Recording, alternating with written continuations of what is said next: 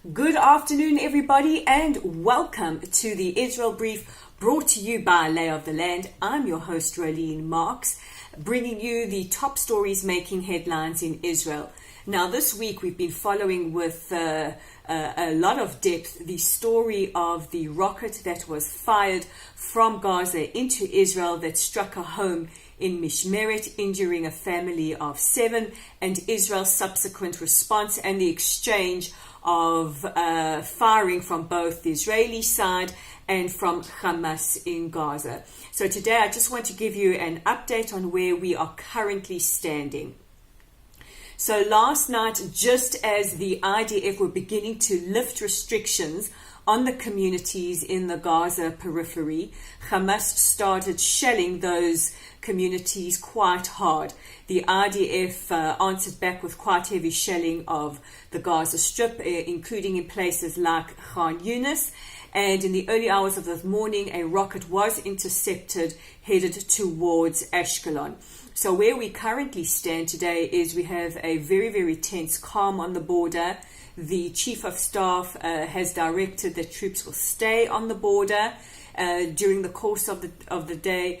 Some life returned to normal. Some schools were reopened. Transport routes were reopened to Gaza periphery communities. We've also heard from Hamas Chief Ismail Haniyeh, who came out of his hiding place. I mean, it's quite ironic that the leaders of Hamas managed to find a place to hide while their civilians they place in the front line as human shields. And according to Ismail Haniyeh, Hamas really showed the Israeli occupation and that the resistance, i.e. Hamas, had the last word.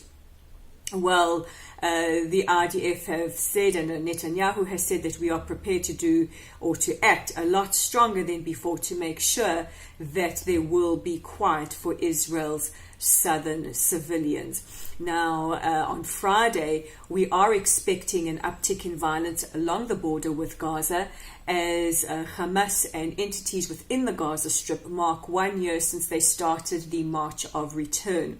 Now, if we go back in time, the March of Return, according to Hamas, were peaceful protests by the people of Gaza to break through the border and return to their homes. We know from the language used by Hamas leaders that this was not their intentions at all. Their intentions, and we can quote some of the Hamas leaders, were to break through the border, infiltrate Israel, and in their words, cut out the hearts and livers of Israelis. Now, I would hardly call that peaceful protesting.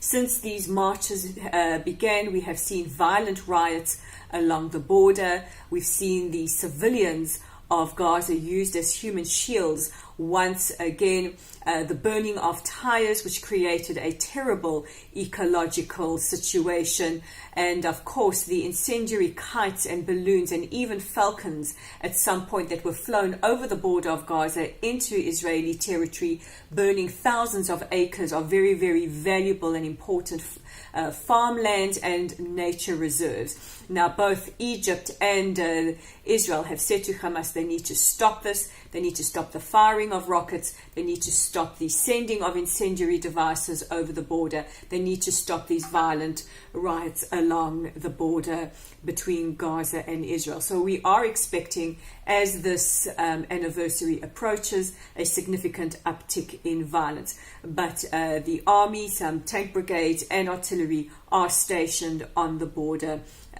between Israel and Gaza.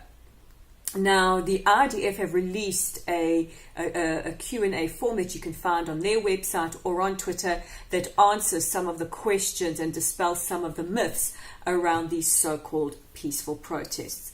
Now, with all the action going on in the south, we've forgotten another major news story this week, and this was US President Donald Trump's official recognition of Israeli sovereignty over the Golan Heights. This is extremely important because of the strategic positioning of the Golan Heights. Now, we've heard a lot of dissatisfaction from entities like Hezbollah, from the Palestinians, from the Syrians who have gone to the United Nations asking for an emergency meeting of the Security Council, and from the European Union who have unanimously rejected Trump's recognition.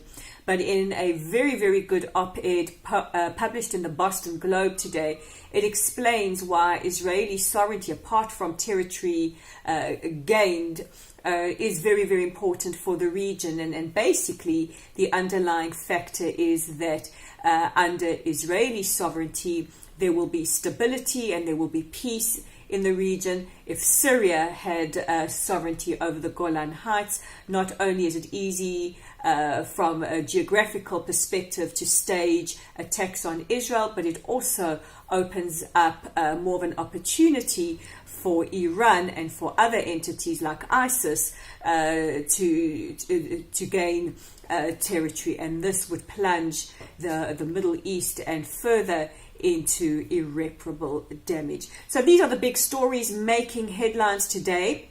And don't forget, you can check out Lay of the Land at our website at www.layoftheland.online. There is a host of interesting articles for you to read. We've even archived them nicely so you can search for your preferred article by month. And also, don't forget, you can join our growing community on Facebook at Lottel's site. And you can subscribe to receive your daily edition of the Israel Brief by clicking on the subscribe button below or on the little bell icon, which will notify you every time we post a brief. I'm Rolene Marks, and this is the Israel Brief.